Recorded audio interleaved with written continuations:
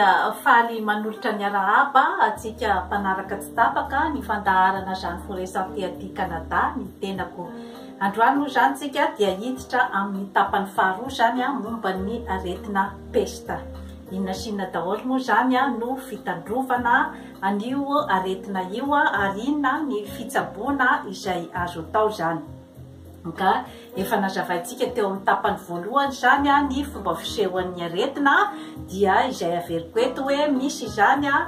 ny fièvre na ny maripana miakatra ambony be ny atsemboana ny mangofotra ilay olona marary andoha mafy de mafy ary mandoa dia ny peste bubonique zany izay hita amin'ny ganglion amin'ny tony toerana tony misy mivoto zany ary marary ny amin'ny elika koa ary ny eto amin'ny haine zany ka raha vao mahita zany anireo karazana fambara ireo zany dia tsy miandry ela zany fa tonga dia manatona tobim-pahasalamana satria averiko eto foana fa ny fanafenana ny aretina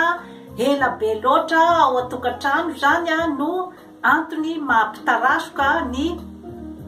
fitsaboana azy ka mahatonga ny complication zany ary mitarika any amin'ny fahafatesana zany ny diagnostika zany sy ny fanamarinana marina fa tena pesta marina io zany dia tsy misy afa-tsy ny zany diagnostika zay atao amin'ny laboratoire dia ny fakana rà zany ary ny fanatsoahana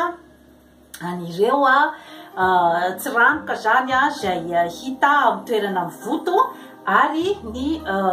amin'ny alalan'ny fitilinan'ireo koa zany ka zay no tsy maintsy hitondrana azy zany any amin'ny dokotera ny tena hoe fitsaboana zany dia ny rehefa tena hoe fantatra fa pesta zany dia tsy misy afa-tsy ny antibiotika ihany no afaka hitsaboana zany ny pesta ary io ihany no tsy maintsy zany lalana andalovana zany izay ahafahana miatrika ny pesta zany rehefa fantatra fa voan'ny pesta marina zany ny olona anankiray inasina daholo moa zany ny fitandrovana anio aretina io voalohany indrindra moa zany raha vao misy zany ny pesta mitranga ao an-tanàna dia tokony zany hoe mahafantatra daholo zany ny vahoaka ray manontolo zany ao amin'io tanàna io ary azavaina azy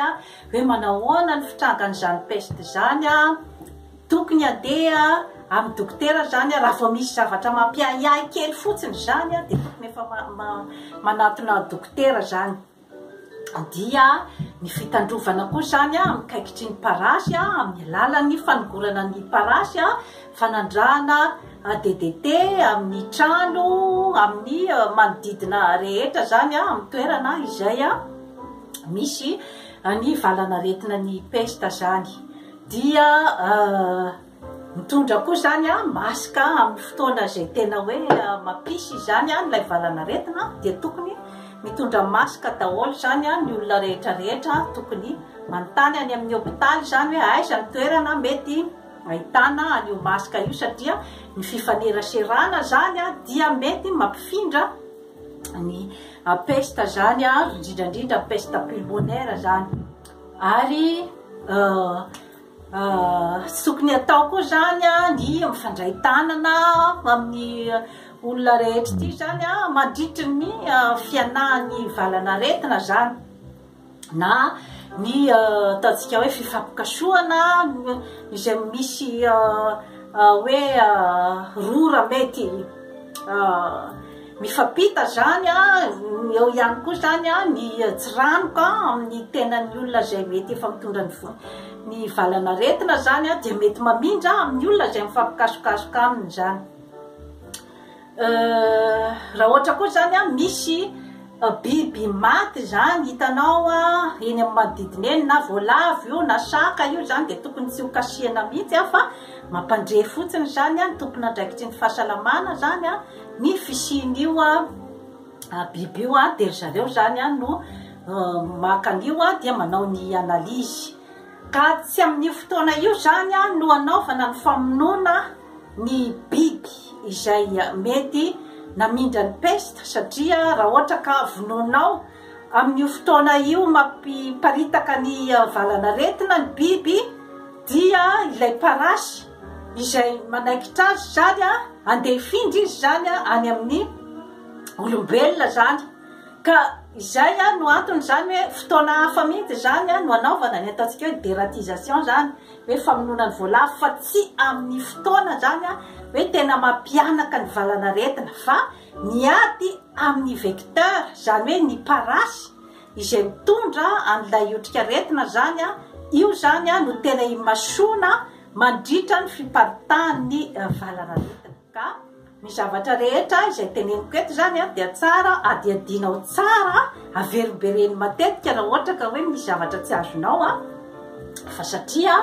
misy zany ny ataontsika hoe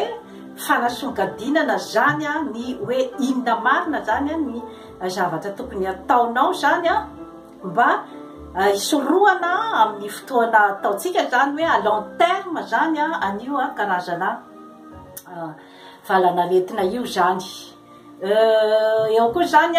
ny mpiasan'ny fahasalamana izay hoe mandray ny olona voan'ny peste zany de tokony miaro tena kokoa izy satria olombelona ka tokony manao masque manao gant manao blouse sarrau izay manakona ny tena ray manontolo zany ary tokony miaro tena zany amin'ny alalan'ny chimioprophylaxie zany mandritra ny 7 andro zany hoe tonga de fa mampiditra antibiotika zany ny mpiasan'ny fahasalamana zany mandritra ny 7 andro ary ny ao tompo-pahasalamana rehetrarehetra zany dia tokony misy ny antibiotika izay afaka zany hitsabona ny peste zany ny olona rehetrarehetra koa zany manodidina an'ilay olona ataontsika hoe voan'ny peste na matin'ny peste zany ireo olona rehetrarehetra reo zany dia tokony jereny mpiasan'ny fahasalamana zany akaiky dia akaiky koa zany ny fahasalaman'ireo na de tsy mbola voan'ny peste azy izy dia tokony ihany koa zany manao an'ilay chimioprophylaxie anatin'ny 7 andro zany hoe ny antibiotika zany mandritry ny 7 andro mba anaovana zany ny karazana fiarovana zany dia ny toerana rehetrarehetra zany asina rarahana tetete daholo zany ny toerana rehetra izay nisy olona voan'ny peste sy ny toerana manodidina rehetrarehetra zany diovina daholo ny ataontsika zany hoe ny lalan-drano maloto eraky ny tanàna ny fako tokony horofina daholo zany ary anjaran'ny ataontsika hoe ny commune zany ny mandraraha ny amin'izay hoe aiza zany ny asina ny fako rehetrarehetra zany izay avy any amin'ny ordure marina aloha fa ny tsirairay